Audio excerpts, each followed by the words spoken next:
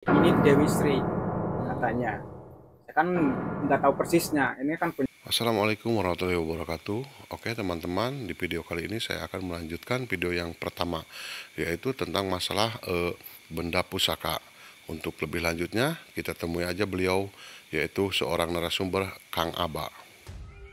Oke, alhamdulillah teman-teman, di sini kita sudah kembali lagi bersama Kang Aba ya, yang mana Kang Aba ini salah satu orang sakti penghuni atau penunggu dari makam, bukan makam berarti ya, patilasan Hariang ya Kang ya.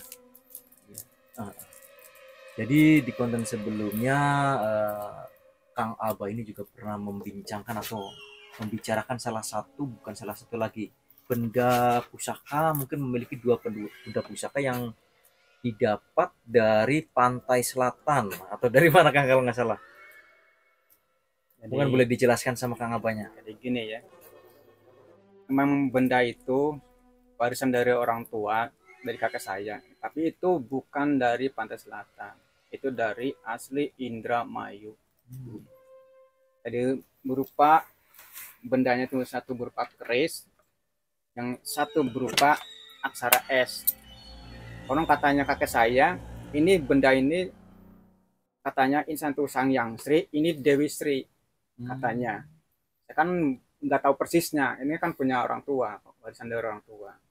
Cuman sejarah yang dikasih tahu sama orang tua, yang pertama ini dulu waktu kakek saya kasarnya menjadi pawongan atau anak buah dari seseorang, dia tuh melihat ular segede pohon kelapa di daerah itu.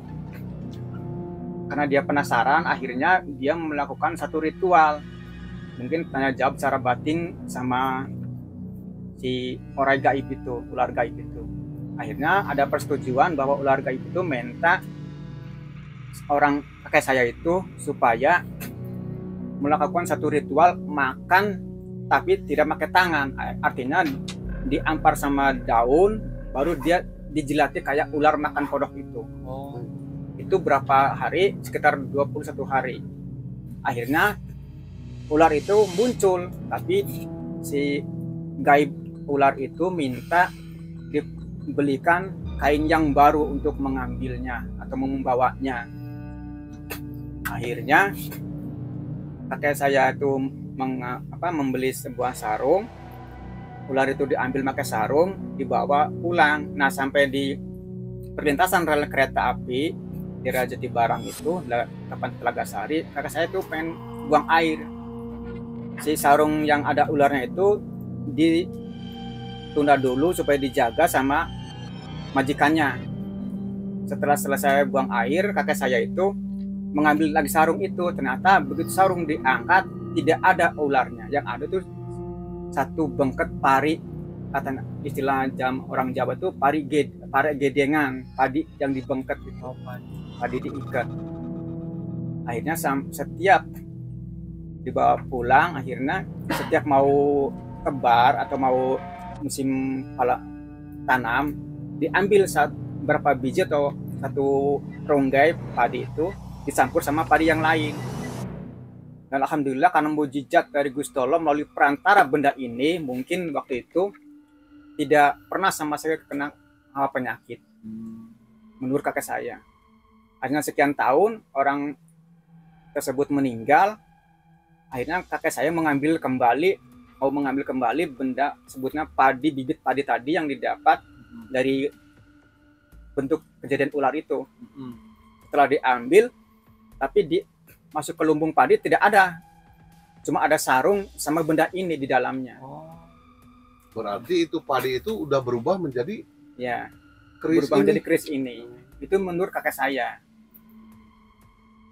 Berarti yang kalau dari awal itu awalnya dari ular, berubah jadi padi, Ya, terus jadi keris. dari keris ini.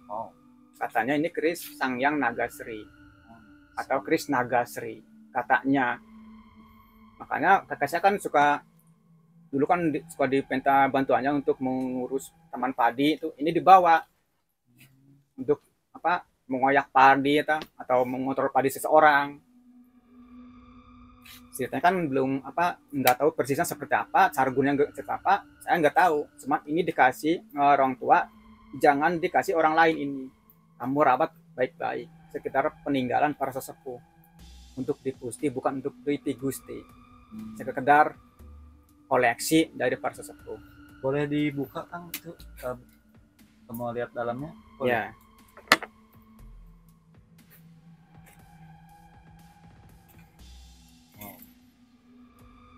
Memang cukup panjang.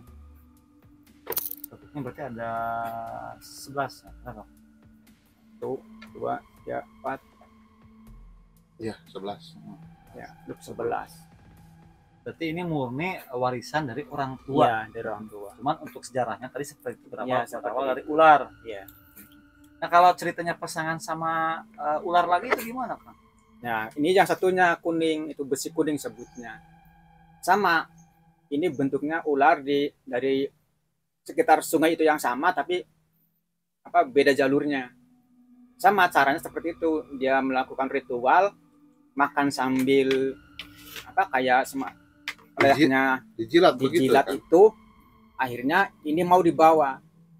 Kalau perwujudannya menurut kakak saya ini segede pohon kelapa, sama ini dua-duanya. Jadi sejodoh, ini yang perempuan, ini yang laki-laki. Kalau yang laki-lakinya berubah jadi keris, kalau yang Iya. perempuan jadi Berubah ular kecil. seperti ini, jadi aksara S. Boleh saya lihat Kang? Ini berarti dua-duanya sama, perwujudannya Ular sama. sebesar pohon kelapa. Iya. Nah tetapi berubah menjadi benda pusaka, jadinya seperti ini, sekecil ini ya. Ya, cuman kurang Kuningan terawat. berarti ini ya, Itu Kang? besi kuning. Besi kuning. Boleh lihat ya. Boleh lihat emas ya, gitu. Emas kuningan. Besi Kuningan kuning. akan tetapi wujudnya ular. Memang kurang terawat lah kasarnya. Ini berarti yang perwujudan dari ular perempuan ya. Iya. Jadi besi kuning tapi masih tetap berwujud S, aksara S. aksara S ular. Itu murni dari alam gaibnya seperti itu. Bukan rekayasa. Boleh lihat yang satunya kan. Bismillah. Ya. Kalau yang ini kepalanya ini gagangnya kayak apa kan? Kayak Gareng atau apa ini ya? ya kan naga batik, Oh ini naga berarti. naga. Kayak Petruk ya. Kalau saya sih kayak lebih Krishna ya. Ya. Kresna ini kan? Krishna kan Ah. hitam. Banyak yang versinya kan mengatakan ini bentuk ini bentuk ini. Ini kalau tengah malam berwujud gini coba. Wah, serem. Serem. Serem banget. Itu asli bawaan dari itunya kayak gitu, belum ada belum ada perubahan. Asli dari alam dari si empunya seperti itu ukirnya. Berarti tadinya itu segedeng padi, Iya. tahu-tahu berubah langsung jadi Jadi pusaka. Berarti sama gagang-gagangnya juga teman. Iya. Masih Satu. ori begitu ya? Masih ori. Hmm.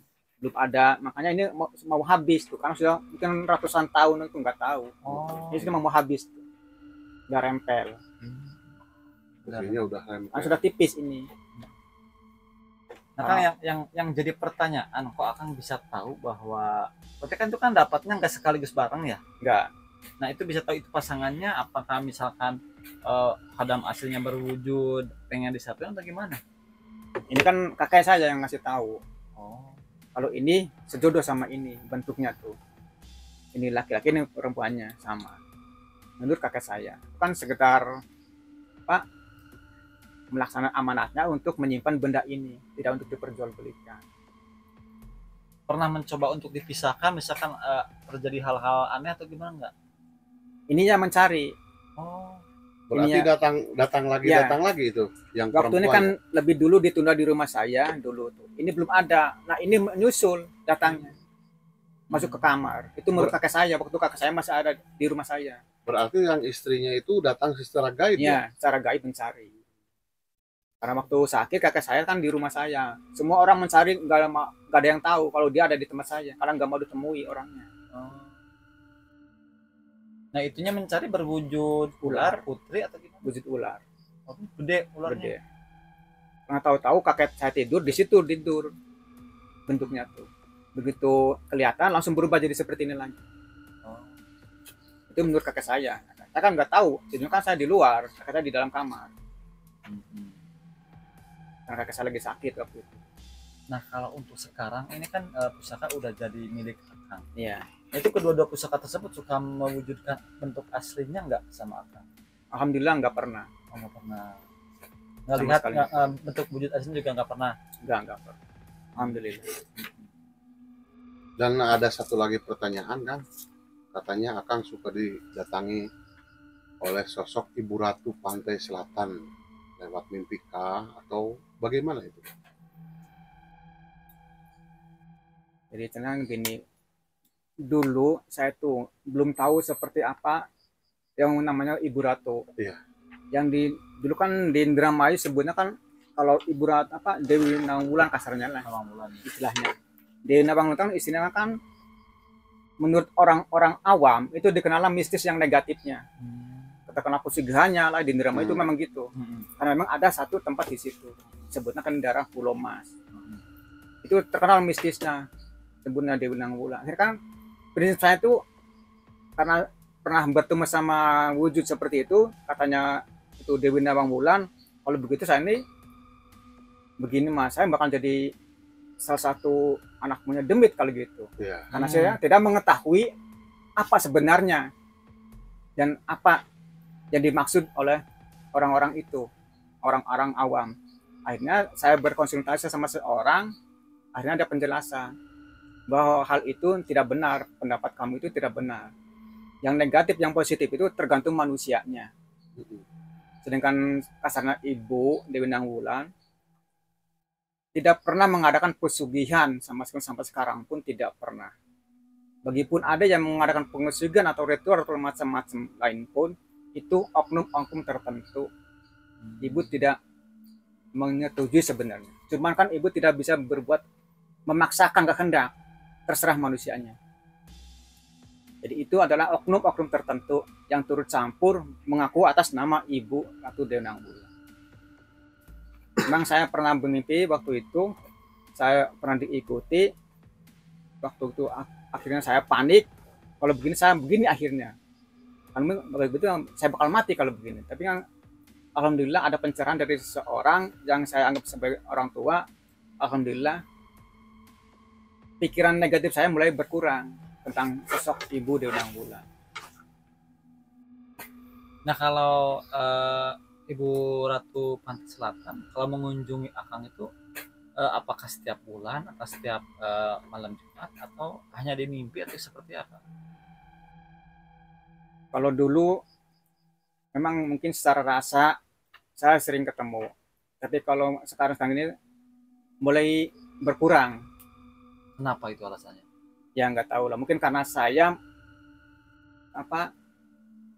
belum bersih badan saya. Oh, kalau dulu sering Ibu Ratu sering menemui Akang, kalau sekarang udah jarang berarti. Ya udah jarang. Kan mungkin kan waktunya kan berbeda sekarang. Lagi pula kan saya kan tidak punya kemampuan untuk memanggil ibu atau gimana, kan enggak kemampuan. Cuman kalau ada seseorang yang misalnya saya kedatangan tamu, katanya dia tuh sering diikuti oleh unsur-unsur gaib dari Laut Selatan. Begitu alhamdulillah saya deteksi melalui rasa, gaib itu masuk sama dia. Ternyata benar dia ini diikuti oleh dari situ. Cuman yang saya tarik bukan yang negatifnya, yang positifnya. Kalau memang itu positif masuk, berarti dia benar sering diikuti oleh dari sana. Nah, ini kan Kang Alba ini asalnya kan dari Indramayu. Ya. Tapi kenapa kok lebih dekatnya dengan Ratu Pantai Selatan bukan Dewi Lanjar? Kalau Indramayu kan dekat dengan pantai utara ya. Iya. Nah, itu kenapa lebih dekat dengan pantai selatan? Karena di Pulau Mas kan itu salah satu petilasan Ibu Dewi Nawangwulan. Itu Pulau Mas. Di mana? Itu daerah Santigi Indramayu. Oh, ada. Itu ada di situ petilasannya. Petilasan Pulau Mas. Di situ ada tertera Dewi Berarti Nawangwulan. itu di pulau lautnya atau di mana? Enggak di daratan. Daerah Santigi, ada desa Santigi. Ada. Berarti petilasan kayak di mana gitu? di Sukabumi apa rumah Bunda Ratu atau apa itu? oh di Gimana ya? saya apalagi sebut namanya Ya di Sukabumi itu apa Kang? Kan Sukabumi kan ada hotel, ada Karanghawu, Nah itu Oh, Karanghawu. Karanghawu. iya, benar. ada Gunung Windura, itu petilasannya. Nah, iya Petilasan. Berarti Pulau Emas yang di Indramayu sama berarti kayak Sama gitu. seperti itu. Dibikin sama kamar seperti itu. Ada, maka. Kalau di Cuman ada, kalau di Pulau Mas tidak ada tidak ada ciri khas yang hijau atau gimana warna tembok catnya itu nggak ada. Warnanya Umum apa? warna biasa. Jadi di sana dikenalnya Dewi Nawang Wulan, kalau di selatan kan Ibu Ratu Dewi Nawang Wulan. Itu perbedaannya. nah kan kalau misalkan ini kan sekarang pusaka kembali ke pusaka ya, ini kan pusaka sekarang ada di atas. Nah kalau sekarang dipakainya itu pusaka apakah masih tetap sama kayak orang tua dulu atau enggak, sekarang enggak dipakai atau sama orang-orang tertentu saja? Jadi memang pusaka ini kan menurut orang tua itu, jadi ini kan direndam dulu sama air. Nah airnya itu kan buat nyemprot padi lah atau gimana itu. Jadi buat semprot padi, insya Allah melalui perantara benda ini, insya Allah Gusti Allah mengabulkan padi itu akan berbeda dari yang biasanya. Itu untuk kakek saya. Dengan saya sendiri belum pernah mencoba karena saya ini jujur ini saya sembunyikan, nggak saya keluarkan. Oh, Karena takut nanti terjadi hal-hal yang berlebihan di mana mungkin tanaman padinya bagus, orang-orang bakal datang karena saya tidak tertarik sama hal-hal yang terlalu berlebihan. Saya ingin wajar, sewajarnya apa yang saya mampu itu yang saya lakukan. Jadi saya tidak mengandalkan satu benda, contohnya seperti benda ini. Ini sekedar koleksi. Adapun orang lain memaksa, meminta melalui apa kasarnya melalui perantara benda ini, ya nggak apa-apa. Tapi saya bukan ini yang saya ambil. Jadi tetap kita memegang Gusti Allah yang mencari apa, yang mengatur atas semuanya. jadi kalau untuk sekarang kedua benda pusaka tersebut enggak dipakai gitu. Enggak dipakai. Tetap jadi koleksi. Tapi untuk penarikan harta, intinya kekayaan bisa nggak itu Kang? Enggak bisa. Karena ini jalurnya lain, bukan jalur itu. Ini jalurnya untuk pertanian. Kan sosoknya berwujud ular ya. Kalau Iya. ular kan biasanya nyambung Identiknya. identiknya dengan Duniawi. yang di pantai selatan ya. Ya, Dorong ya mungkin ya. Tapi ini mah nggak nyambung berarti. tergantung kitanya. Kalau Nyambung sih kita nyambung mau berarti. menjalankan ke arah situ, itu bisa nyambung. Kalau enggak, ya enggak. Makanya saya tidak menganjurkan supaya jalurnya ke situ. Karena risikonya kan berat. Jadi saya menganjurkan kita itu tetap berzikir pada Gusti Allah yang nyata, tidak berlebihan lah. Ya udah Kang, barangkali ada kata-kata akhir, kata-kata bagi Iya. teman-teman yang melihat video ini. Soalnya kan takutnya ada yang salah artikan. Kita kan menyarankan ambil kata-kata baiknya saja, buang kata-kata buruknya. Nah mungkin dari Akang ada kata seperti apa untuk menutup video. Jadi amanat dari saya, bukan amanatnya, pesan dari saya, ini sekedar sharing untuk saudara-saudaraku semuanya. Kita kalau sesuatu dalam hidup ini jangan mengandalkan sesuatu benda yang di luar nalar atau benda mistis yang terlalu berlebihan. Tetap kalau kita punya agama, ikutilah jalur agama itu. Agama manapun itu baik semuanya sumbernya. Tergantung kitanya. Tapi intinya kita harus itu dianjurkan untuk tetap bekerja lahir sama batin. Kasarnya kan ilmu tuntut, dunia pun disiar. Ilmu dicari, dunia pun dicari. Supaya kita seimbang kehidupannya. Jadi utamanya, kunci semuanya itu, kalau bisa, kita berlaku sabar, ikhlas, ridho, pasrah lillahi ta'ala. Insya Allah Gusti Allah mengetahui apa yang kita butuhkan. Kalau kita benar-benar menjalankan apa yang jadi syariatnya. Hakikatnya kan Gusti Allah yang mengatur. Kita Luar biasa. cuman memohon, mengharapkan sesuatu yang berlebihan pun kalau memang harusnya wadahnya segitu tidak akan dapat berlebihan. cukup itu milik kita. Jadi jangan mengharapkan milik orang lain, itu milik kita pribadi. Oke Kang, terima kasih, sangat dalam sekali. Mudah-mudahan kita bisa mengambil hikmah dari tayangan video ini. Mudah-mudahan akangnya selalu sehat ya Kang ya. Ya, Kita pamit undur diri. Wassalamualaikum warahmatullahi wabarakatuh. waalaikumsalam.